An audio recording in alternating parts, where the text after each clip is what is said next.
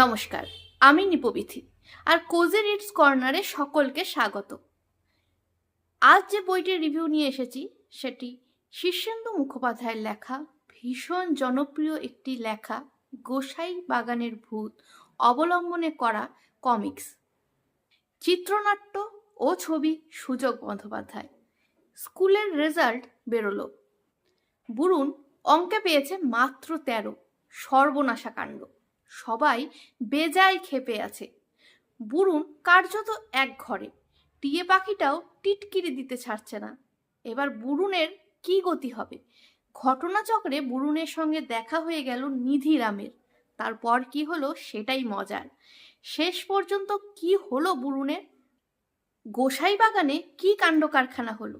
দুর্দান্ত জমজমাটি একটি কমিক্স, পারুল প্রকাশনী private limited থেকে প্রকাশিত।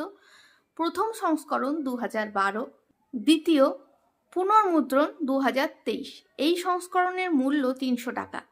আর হ্যাঁ, তোমাদের জানিয়ে রাখছি, গোসাই বাগানের ভূত এই লেখাটি নিয়ে একটি বাংলা চলচ্চিত্র ইতিমধ্যে হয়ে গিয়েছে। তোমরা সেটিও না দেখা থাকলে দেখে নিতে পারো। 2011 সালে সিনেমাটি মুক্তি পায়। আজকের ভিডিওটি কেমন লাগলো অবশ্যই কমেন্ট করে জানাবেন।